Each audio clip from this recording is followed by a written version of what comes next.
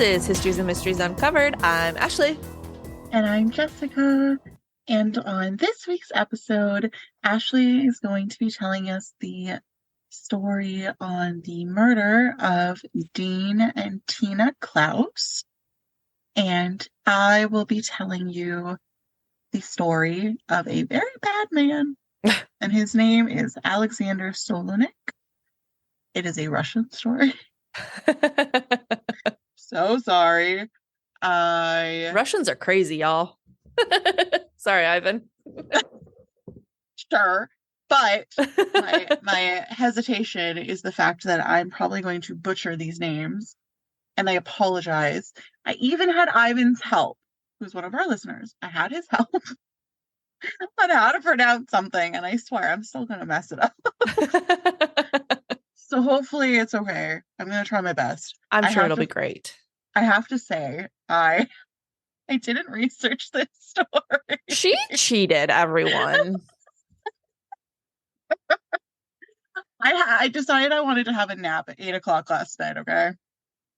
I told Kyle, wake me up in half an hour. He came up to wake me up, and apparently in my semi-awake state, I told him to research for me, and I went back to bed. It. What a nice husband. That's so nice. So, I don't know if it was I think it was when he came up to bed at midnight, he told me that he had researched for me because I was so stressed out about it. And he was like, oh, I did it for you. That's so nice. Kyle, that's so nice. Oh, he's so sweet. So it's a Kyle story. It's going to be a wild ride for me too, but yeah, it was very sweet of him. So if you guys were missing Kyle, you got a little dose of him right now. Jessica, I was listening to our podcast the other day. Why? It came up on my so for some reason my car has been jumping around podcasts. I'll be listening to one and it just jumps to another. Yeah. And it jumped to ours. And whenever we do the intro, you sound so sweet and so nice. Even today when you did, you're like, I'm Jessica. That's not your personality at all.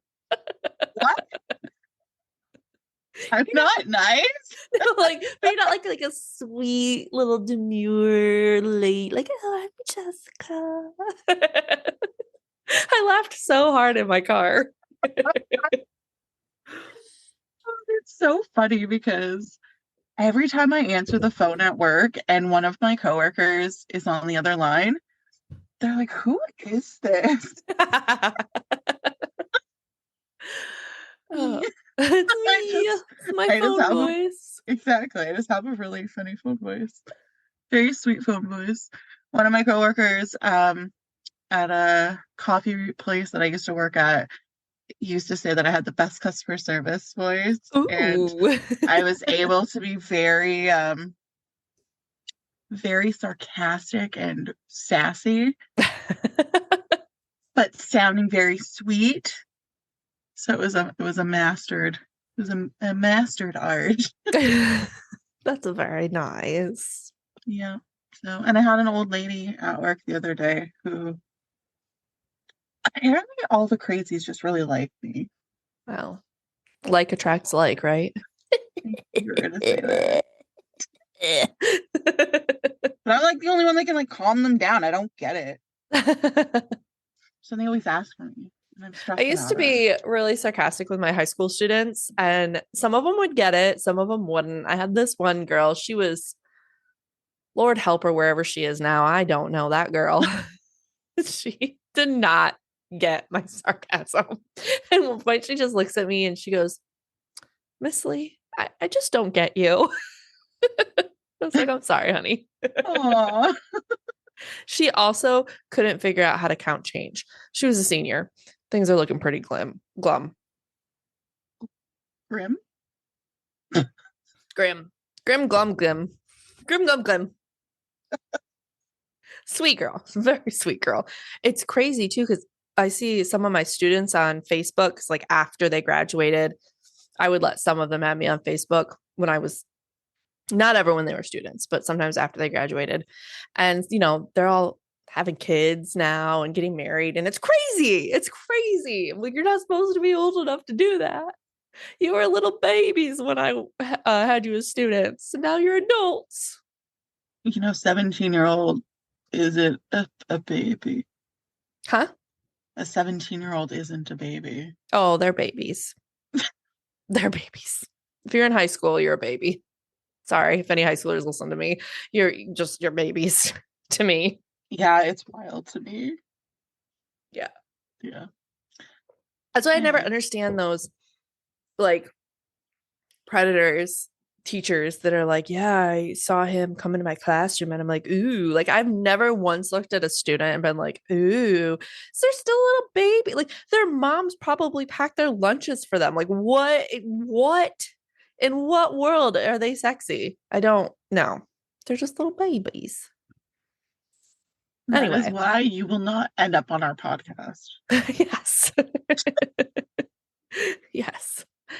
Anyway, that was a weird tangent. So I got my sources from NPR, ABC News, People Magazine, oddly enough, MSN, and the Washington Post. Okay. All right. This is a wild ride, so buckle up, buckaroo. January 6th. No, not that January 6th. Everybody, Jessica did do a buckle up motion, which I really enjoyed. What do you mean not that January 6th? So January 6th was when those crazies did the insurrection at the Capitol. So now everybody knows, just everybody, like, if you're getting a little too suspicious, like conservative type thing, people are like, where were you on January 6th? That's like a joke. So not that January 6th. This was in 1981. What is that face for? I just don't get it. Do you remember a few years back when our stupid idiots stormed the Capitol of the United States of America and got in to where the Senate is, and it was a whole thing? Oh, it was a whole thing. They climbed the walls. They were trying to overturn the United States government. Oh, maybe I do. It was when we first started our podcast, I think. Possibly. I feel like time is just a construct to me at this point. People will be like, oh, that was 2 years ago. And I'll be like, really? I thought it was like 7 years ago. I don't know. Let's see. January 6th. What year was that? I swear I was asking you what the fuck was going on the whole time. Probably. It was January 6th, No. 2000 or 2021. Oh, yeah. Anywho, this was January 6th, 1981. A good, very, very, very good little doggo who had no idea what was going on walked up to his mom and dad in the driveway and was like, in Houston, Texas, and was like, hey, look what I got. I got something really cool. And mom and dad leaned down and found a partially decomposed human arm in his mouth. Yeah.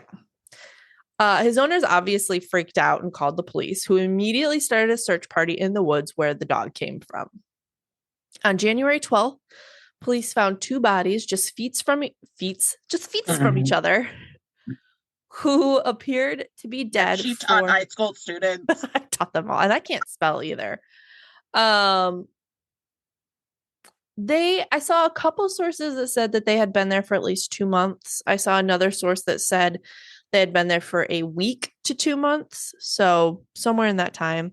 But they were heavily decomposed, with the male being partially skeletonized already. They were able to sketch an approximation of their faces, but no one recognized them. They passed the picture around. No one really knew who they were. It looked as if the female had been strangled and the male had been bound and gagged and then beaten to death. They also found a bloodied towel and gym shorts at the scene, but that was basically it. Question. Yes. I said I had a question. Oh, sorry. That's going to be a really stupid question. But if you're like a skeleton, Mhm. how are you able to determine cause of death if it was strangulation? Well, they said he was partially I know, and it said skeletonized. the woman was the one that was strangled, but I'm just saying we're able to determine cause of death of people that are bones. Well, I think sometimes, like, if they're strangled, that there's a bone in there that That's breaks what I was thinking. that determines if that's how they died. Yeah.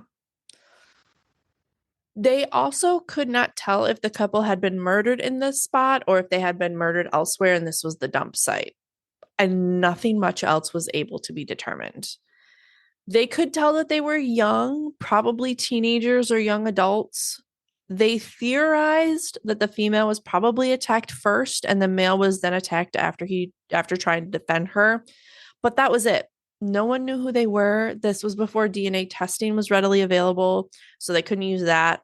And without being able to identify the bodies or even being able to tell where the murder took place, they really didn't have anything to go on. So they called them the Does, John and Jane Doe, and they buried them in Harris County Cemetery, and the case went cold. And that's the end of my story. Jessica? I'm just kidding. Can you imagine?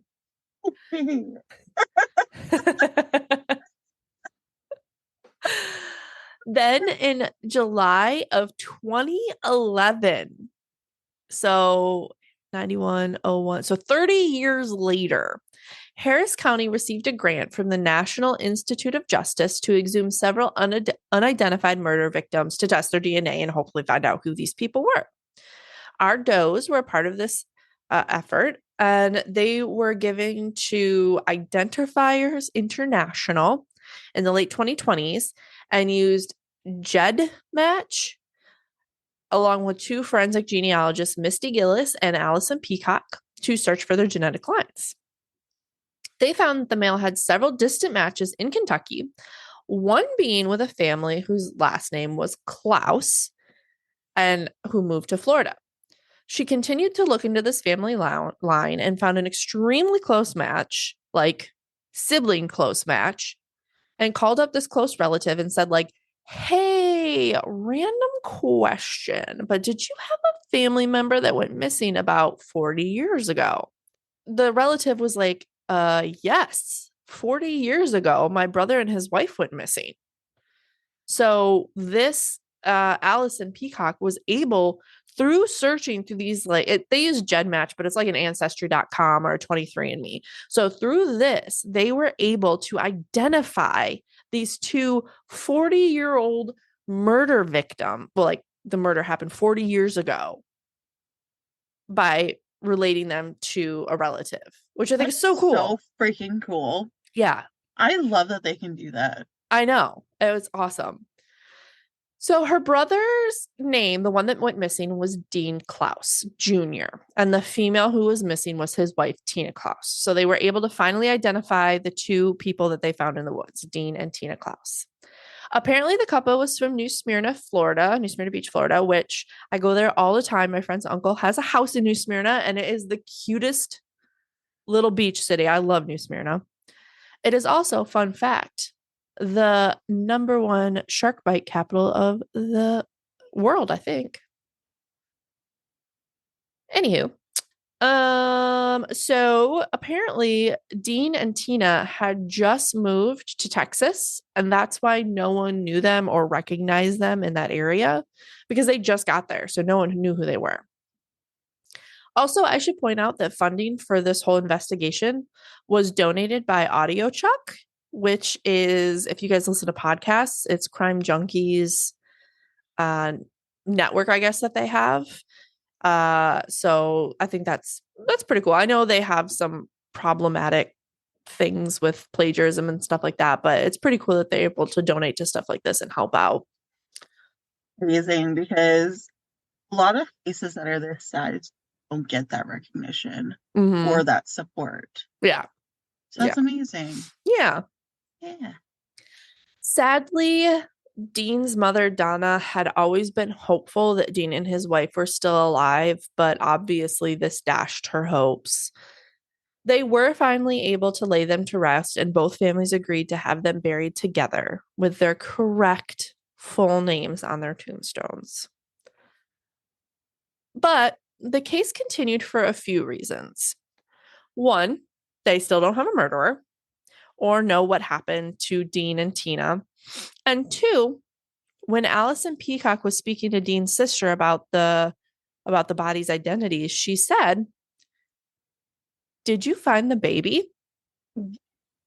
Yeah. The what? Well, Yeah. Apparently, Dean and Tina had a baby. oh no. And there was a couple of theories. One was that the body of a baby would be little, so possibly animals could have carried it off, but that seemed unlikely because weren't a ton of animal marks on Dean or Tina. The other being that the killers took the baby. That's what I was thinking. Yeah. So Allison Peacock continued to work with the family and launched the Hope for Holly, that was the baby's name, Holly, DNA project trying to find Holly. Lots of the Klauses and Lynn was Tina's maiden name. So a lot of the Klauses and Lynn's family members added their DNA to ancestry.com, hoping that maybe Holly had added her DNA at one point and they could kind of trace her through that. The National Center for Missing and Exploited Children made an age progression image that they released to the public in hopes to find baby Holly. And several women across the country came to Allison Peacock saying that they had been adopted around the time that baby Holly went missing and could possibly be her, but all the DNA testing ruled them out. There were several agencies trying to find her, and there was some confusion on whether or not her name was spelled Holly or Hollie. So investigators decided to just take a look at her birth certificate to see and found out that it was sealed due to an adoption. Well, that's not sketchy. Yeah, right. So this baby goes missing. And somehow the birth certificate was sealed for an adoption. Like it wasn't like she was just kidnapped, like there was an adoption paperwork or whatever. So during this time, police were also still investigating the murders of Dean and Tina. And after speaking to the family, they found out that apparently Dean dabbled in some cult type movements when he was a teenager, but supposedly stopped when he met Tina. Oh. The family also told investigators that in December of 1980, a woman who called herself Sister Susan reached out to Dean's family saying she wanted to return Dean's car to them. The family hadn't heard from Dean or Tina in a few weeks, so they were like, "Oh my God, what happened? Why do you have to return their car? We haven't heard from them. What's going on?" So they met with Sister Susan and several of her other religious group members at the Daytona racetrack in Florida. That's random. It gets weirder. The Okay. group wanted to meet at night, Oh, gross. and only Sister Susan spoke. None Oh, of the that's other people creepy. spoke. Yeah. Ew. Ew. Yeah. She told the family that Dean and Tina had joined their religious group, aka cult, and no longer wanted contact with their family, and also asked Dean's mom for $1,000.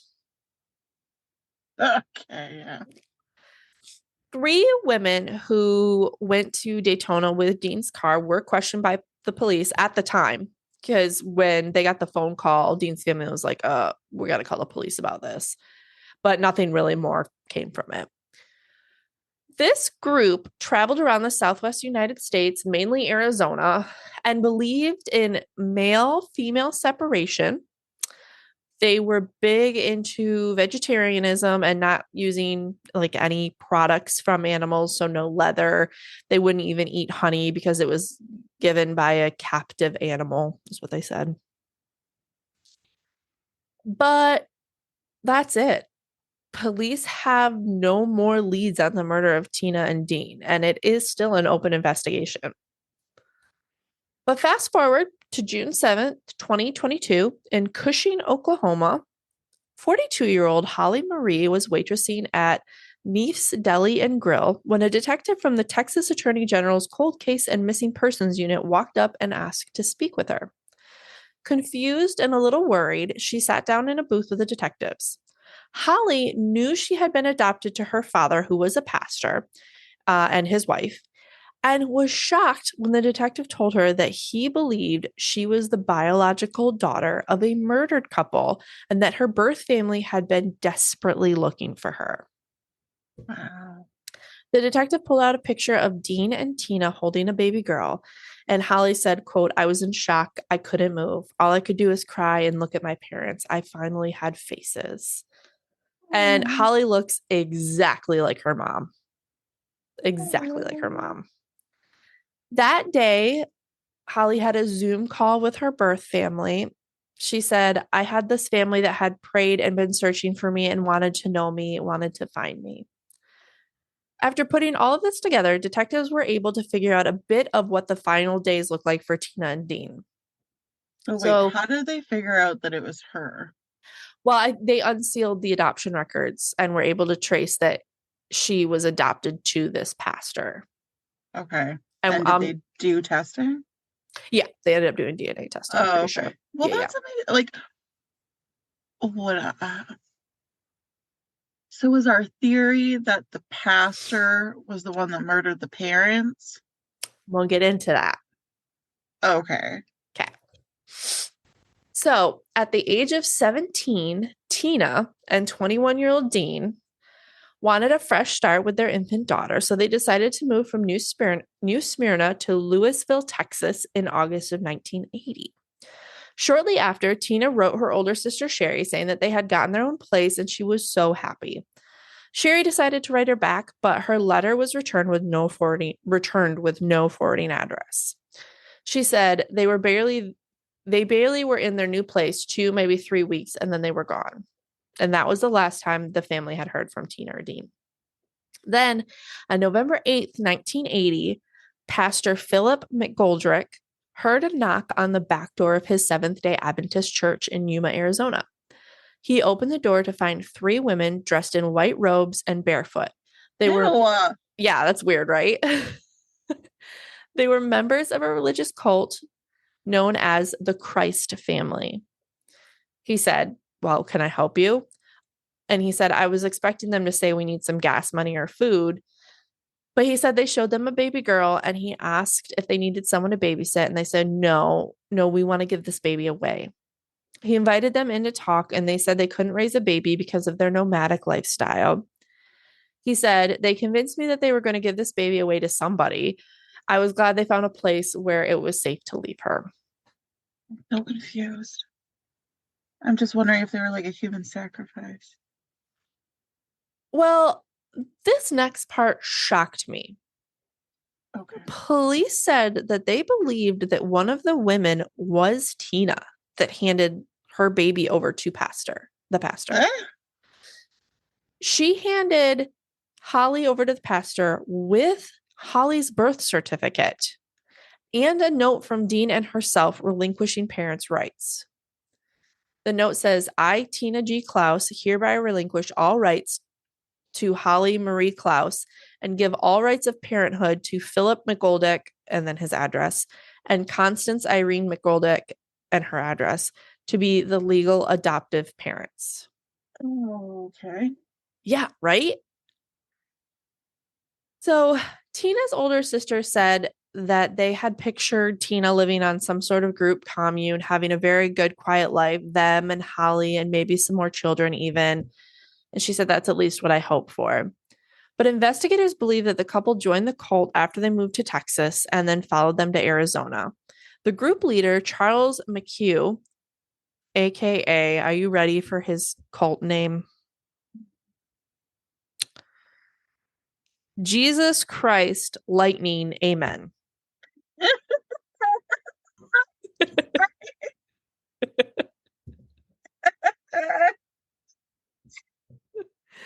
And I know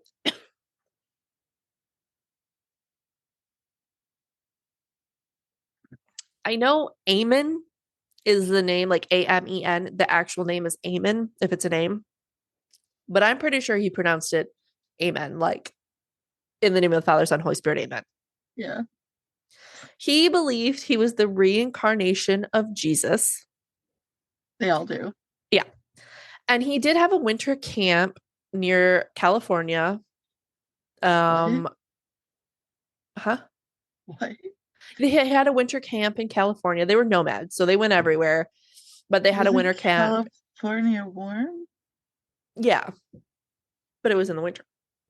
And they forbid sex and materialism.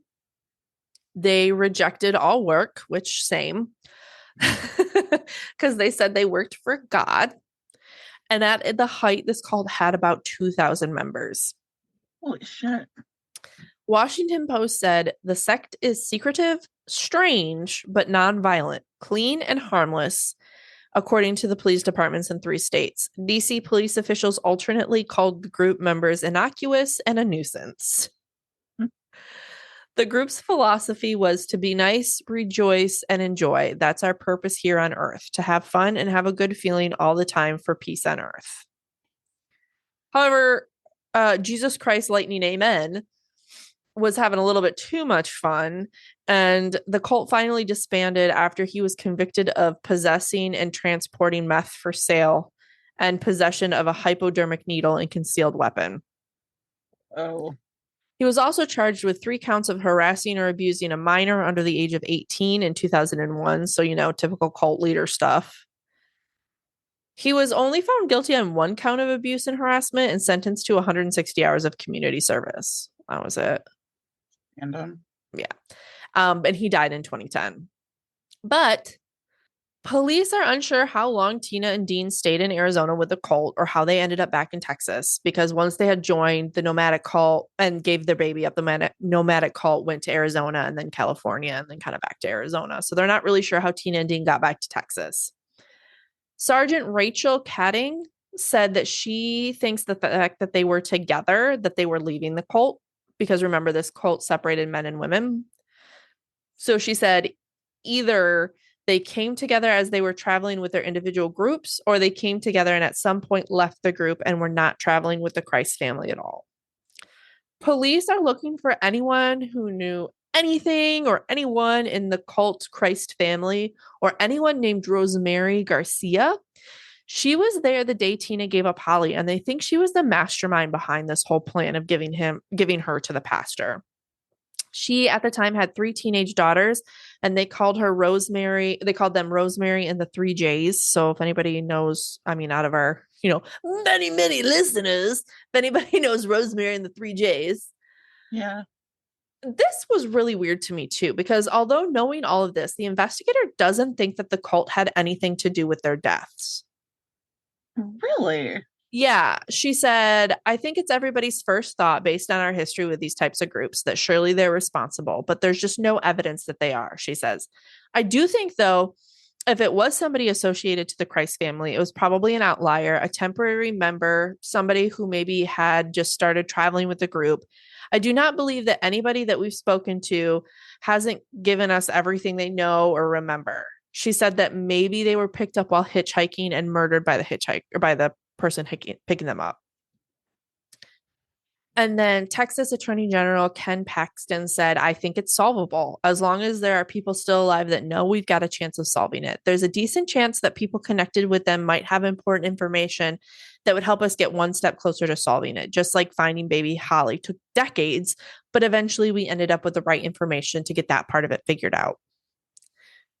Holly feels it was the cult that murdered her parents. She said, I really believe they were trying to leave the cult, that they were leaving when they were murdered. I really believe that.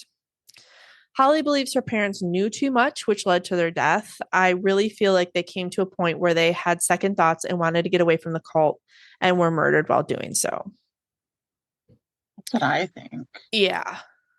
I mean, I could also see them being murdered by someone who picked them up while they were hitchhiking, because 1980s was wild time. But what a coincidence, Yeah. I mean, it really doesn't make sense, because if they were really that dangerous of a group, they wouldn't have they wouldn't have given baby Holly away. Yeah. And I feel like they would have been more violent about things. So maybe like the one person said, it could have been like an outlier. Yeah. Yeah. But at the same time, the leader did start to become a little cray cray. So who's to Hmm. say he didn't have anything to do with it when they said they wanted to leave and go be with their daughter again? Yeah, and maybe it was completely him, you Yeah. know? Yeah. As for Holly, she is a mother of five, and Oh, she said that Holly. she feels doubly blessed. She did develop a close relationship with her paternal grandmother, who died in October, and the family have been become supporters of Genealogy for Justice and the Dean and Tina Lynn Klaus Memorial Fund, which puts money towards identifying John and Jane Does. Holly wrote a book that comes out November 7th called Finding Baby Holly, Lost to a Cult, Surviving My Parents' Murder, and Saved by Prayer. She said, or sorry, Sherry, Tina's sister, said, I believe Tina's finally resting in peace, knowing Holly is reuniting with her family. I personally am so relieved to know Holly is alive and well and was well cared for, but also torn up by it all. That baby was her life. If you have any information about Dean or Tina Klaus or the Christ family, you can contact Baby Holly Tips, HOLLY, at oag.texas.gov. And that is the story about the murder of Dean and Tina Klaus, a missing baby, and a cult. That was a lot. Yeah. A lot wrapped into one. I saw the People magazine article actually came up on my Facebook news feed, and it was missing, 42-year-old found to be missing baby of murdered couple. And I was like, that's crazy. Fascinating. And I read into it and I was like, this story is wild. Yeah, that's crazy. Yeah. But I'm glad she was able to, reconnect with her family. And I want to say, what the hell were Dean and Tina thinking giving up their baby? But I mean, if you think about it, Tina was 17 and Dean was 21. And cults are very They're so, toxic. yes, and so easy to pull people in who are looking for something. They're looking for a Well, path, for they were something. looking for their fresh start, right? Yeah. That was the whole point of them moving Yeah. there. And they probably found what they thought was a good community. They all do. Yep. So a very sad but kind of happy ending. And they're still trying to figure out, what happened to Dean and Tina. That's crazy. Yeah. It is really crappy when you just don't know. Yeah. They Yeah. need to pull in a psychic. Yeah. Pull a Get a psychic medium in into there. Yeah. the fray. All right. Well, now it's my We're taking another wild ride. Kyle story. Yep. It's shorter because there wasn't a lot on this guy. And he used all that's interesting and Murderpedia. Oh, I love Murderpedia. It's such a good wealth of information. It is. And that's, I think, where he got a lot of his extra info, which is cool. Yeah. So apparently the first half of this is just a lead up to kind of get you hooked. Oh, okay. Got a little hook So for us. Remember in school how they always told you to like hook your reader, start out with a quote or something stupid like that? I always used to start my essays with a quote. I did too because my teachers used to tell me that. Yeah. And even when I was writing my book, like I started it out with mens rea. It was always like a bit from the future, and then we would be drawn back in. Ooh. Yeah, it was great. Anyways. So again, I apologize. I'm gonna do my best with the story. I don't know anything about it. After it's over, I'm going to look up all the names and figure out what you said wrong. No, Ivan can come on the podcast and be like, just say it for you. We should have had him on, and then every time you had to say a name, he would just say it, It's so perfect. Oh my gosh. Okay, maybe next time. All right. So, Alexander Solonik was a cold-blooded Russian hitman. Oh. How cool. but not cool, but just like, I feel oh like a no. Russian hitman is so much scarier than like Yeah. an American hitman, and like I almost said Canadian hitman, and that's just laughable. Which is so funny because during your story I was looking up serial killers in the US versus Canada. It's real bad. Yeah, we really know how to make them here. But it's gone down significantly. I think there's Nice. only like 12 active serial killers right now. Nice. Yeah, it's pretty good. Good. In the US, not Canada. Right. Was there like half of a serial killer in Canada? I was going to say something real bad. I'm not going to say it. But he was known as the super killer. Oh. He escaped impenetrable prisons. He murdered mafiosos. Oh. And he eventually himself became a target of a hitman. Can you imagine like if someone put a hit out on you? I would poop my pants. Honestly. But you would never know. Until it was too late. Alleged to be in Russian special forces, he kept full secrecy of his clients. And his clients were thousands of dollars per hit. Oh my gosh. Sign me up.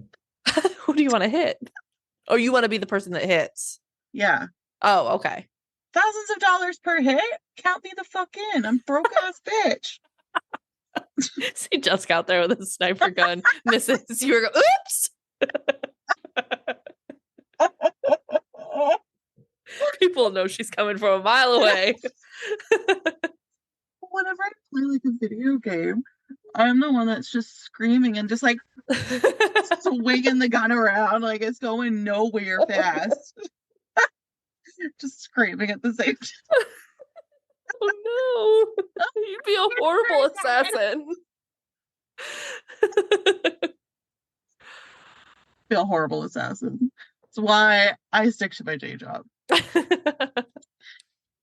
So this bad hitman, badass of a hitman, bad man, was born in Kurgan, Russia on October 16th, 1960. My God, he was only 4 years older than my mother. I can't believe you just called your mom out like that.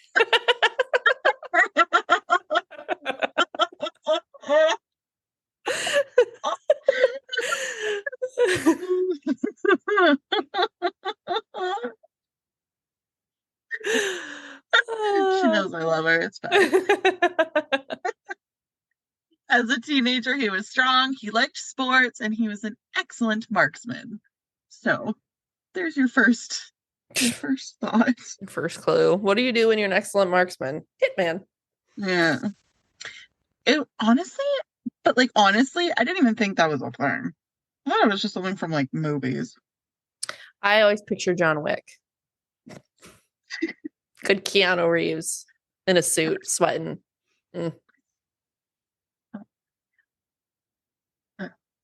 Anyways, I don't find him that attractive. Keanu Reeves? Yeah. He's a beautiful man. Okay. He's so nice. Yeah, it doesn't mean he's attractive. Anyways. Also attractive. Anyways, it was alleged that he joined the Soviet military. He gained skill with his unit in East Germany. Bad. He was deployed as part of the Tank Regiment, which was a group of the Soviet forces in Germany. Oh. Pretty cool. Pretty bad. Mm-hmm. Solonik was hired to assassinate NATO officials during the Cold War. Allegedly. And after his tour, he joined OMON, OMON, which was the elite special forces. Oh, he John Wick level. Right? and he received training at the Gorkovsky Institute. After 6 months, he was expelled Oh no. because he used extreme violence towards suspects. Oh. Bad. Don't do Oh. that. That's bad. Unfortunately, Solonik got married and Ew. he had a daughter, Oh. and then they later divorced. Yeah, I bet. He then got remarried Oh. and he had a son. Oh. Yeah. Solonik's lawyer made this statement about him. He said he even became obsessed with the idea of becoming a Superman. He found something romantic about it. So when he served in the army, he made up his mind to be a cop. Okay. Don't I be drunk. don't think I like where this is going. In 1987, Solonik's life changed. Okay. He was arrested for rape while he Oh. was working as a gravedigger. Oh. So I guess that cop thing didn't really work out for him. But I don't get it. Was it with a body that was in the ground? No, because I think that's a different crime. I mean, unless Russia's different, but like I know in the United States it'd be a different crime. It's just weird they had to add that he was a gravedigger at the time, Just a weird detail. Well, remember your husband wrote this, so Love you. He escaped after jumping out of the second-story courtroom window. oh wow. And he made it to Siberia, Holy shit. which, like, I don't know where that's in spatial distance, but I know it's far away because people say a lot, it's all the way in Siberia. I know it's snowy. For some reason, I always picture desert, and then I'm like, no, it's snowy. I just think of the abominable snowman from Monsters Inc. I feel like he was banished to Siberia, Probably, I probably. think. Anyways, in Tyumen, Siberia, he stayed undercover, but he was arrested in a in a cosmetic salon. I just think of Zohan. Why is this man continually getting arrested? He's And what did so he do in the cosmetic salon? well, I was probably a hairdresser. So I'm thinking about Zohan. Did you ever see that movie? I don't think so. Oh, it was I know what cute. you're talking about, but I don't think I Yeah, saw it. it was cute. Yeah. It was like a raunchy Adam Sandler movie. Okay. He then spent 2 years in jail before he decided he wanted to escape. Okay, It's like, today's I'm the done day. here. I'm done here. Um, while in prison, he was known as a cop and a soldier. He was marked for death by fellow inmates. Ooh. He would fight as many as 12 hardened inmates at a time, Oh and my this earned gosh. him the respect of his fellow inmates. Yeah, I bet. Nobody want to mess with you at that point. No, this all makes so much sense.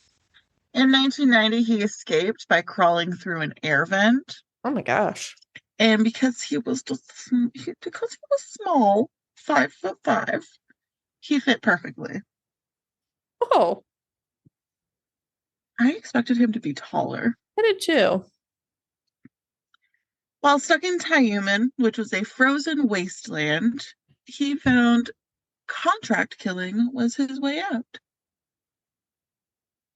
He had many things going for him. He could escape precarious situations. He could defend himself well. He also shot Macedonian style, which was shooting with a gun in each hand at the same time. Like John Wick. Bad John. His first kill was July 3rd, 1990. It was his first contract, and it was from the Kurgan crime syndicate. And Oh, he killed a rival mob boss in Russia. oh, wow. He then moved to Moscow to train and to perfect his abilities. He targeted rival gang members, shot mostly in cold blood, occasionally some from a distance, Jessica style. Oh, no. A lot stealthier. he he became known as Alexander the Great. Moscow police could not get him as he had an uncanny ability to disappear quickly. In 1992, he murdered untouchables such as Moscow crime bosses Viktor Nikiforov and Valery Dulugach within 6 months of each other. Oh, wow. Yeah. Dulugach was under the protection of bodyguards and armored vehicles, and yet was still assassinated in public at a Moscow nightclub. Oh, wow. In public, huh? So that's impressive. Yeah. It's because he's 5'5". He's small. If you were like this big burly dude, you'd be so much worse at this shit. You couldn't It's sneak true. He can about. sneak around. Yeah. Yeah, he's just a little small guy. He's a little Yeah. small fry. Yeah. Just a little small fry. He's a short king. He's not a king. He's Oh, no, he's bad. not a king. He's bad. Yeah, yeah, yeah. Yeah. Anyways, in 1994, Alexander returned to Tyumen to settle some debts. The syndicate owed him $1 million, but they refused to pay it. Oh. So the boss and some of the underlings were found dead a few days later. That is why you get your money up front. Yeah. Solonik and a companion were later arrested in Moscow. Police didn't search them, and they had weapons stashed in their raincoats. Why wouldn't you search the person you're going to arrest? Yeah. Yeah. So unfortunately, the two of them killed 4 policemen and then they fled. While still wearing the handcuffs, they killed 2 security guards in the process. Oh, wow. And Solonik had been shot in the kidney, but he still managed to run away. Oh, my gosh. I mean, in the kidney, that's bad. Yeah. Police managed to catch him and his companion got away. Oh. I'm so sorry for how I'm going to pronounce this. You'll do your best. He was thrown into Matrosskaya Tishina, or Sailor's Rest Prison. In 1995, he became the first person to ever escape from Matrosskaya Tishina. Wow. First person. That's crazy. And the prison had been around since 1775. Oh, my gosh. Yeah. Wow. It's like 200 some odd years. Wow. Is that That's accurate? insane. That's gotta be accurate. Yeah, yeah. The escape was an inside job set up by the Russian mafia. He was supplied with rope, climbing gear, and guns, so he could escape to an awaiting BMW. Okay, well, I'm less impressed now that I know he got help from the Russian mafia. Yeah. After 43 hits, he was done dealing with the mafia. And he used his money to flee to Greece in early 1997. He was compared to Carlos the Jackal because of his ability to disappear and emerge again. The Russian crime bosses were not happy that he left. Bet not. They were pissed. Yeah, I bet. So, in true mafia fashion, they hired a friend of Solonik to track him. And his name was Sasha Soldat. This led him to a villa near Athens, which was about 90,000 rent per year. And I don't know what that is in normal money. So Yeah, I don't either. it seems like a lot, but I don't think it is. Although, you know what? He had money from his hits, right? So I'm sure it was, and it was a villa, so it was probably like pretty impressive. Yeah, I would Yeah. think so. Solonik, oh, Solonik lived in his mansion Okay, there we go. with Miss Russia winner Svetlana Kotova. Oh. January 30th, 1997, Solonik welcomed his friend Soldat and started to talk with him. When his back was turned, Soldat wrapped a thin cord around his neck and he Soldat. strangled him to death. What a shithead. Also murdered Svetlana. Oh, she did not do nothing. I know. Police couldn't find their bodies for 2 months. Oh my God. So even in his death, he could hide. Solonik's legend is seen on TV and movies, and conspiracy theorists believe his death was faked and he lives on in secrecy. Oh. And that is the story of Spell his name Alexander for me. I want to look him up. Solonik. I do too, actually. So now that he got a beauty queen, I want to see what this dude looked like. Right? As soon as I saw that, I was like, damn, boy. Alexander Solonik. Oh, he's cute. Oh yeah, he is cute. He's cute. That's unfortunate. But bad. Naughty, naughty. He looks really good with a beard. But cute. I didn't expect him to be that attractive. I mean, he did rope in a beauty queen. What was her name? Svetlana. Shit, I guess that's a really popular name. Svetlana Kotova. Kotova. Miss Russia.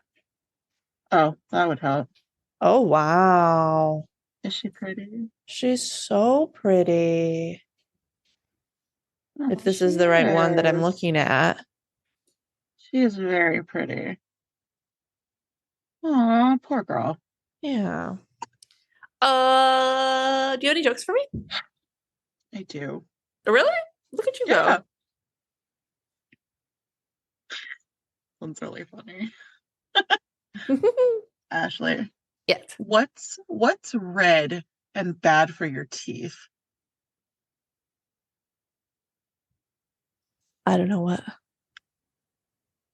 A brick. I like that a lot. I like that one a lot. That's good. Hey, give me a second. Okay, sorry, I'm just waiting. They take so long.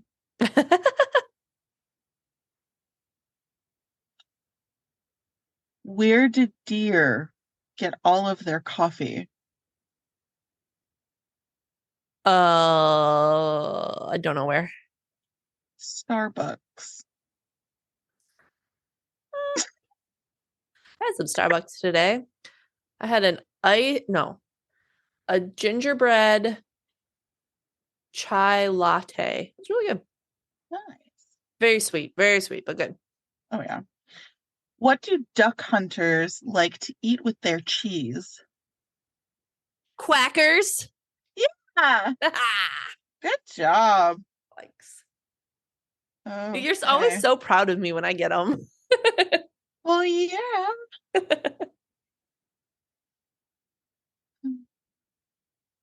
Sorry. What do you call a parrot that flew away? I don't know what. A polygon. That's stupid. I like it. Well, if you want more of us lovely ladies, you can find us on Instagram, Facebook, YouTube, Patreon, and TikTok. And if you'd like to rate and review us, you can do so on Apple Podcast and Spotify. Yeah. And head on I over have to our something to say. Okay, I was just gonna say head on over to our Patreon and sign up at the $3 level, and you get a bonus monthly episode and a sticker. Yeah, and then you can vote on what you want your bonus episodes to be, Yeah. which is pretty dope. Yeah. Also, I have to say, I haven't had my hair cut in a while because my hairdresser is like super booked up and I'm very busy. Mm-hmm. I look like the berries and cream guy. There's a cream, berries and cream. I'm a little lad loves berries and cream. My hair has no shape. I look like the berries and cream guy. My hair is just like too long, like it's out of control long. I gotta get it cut.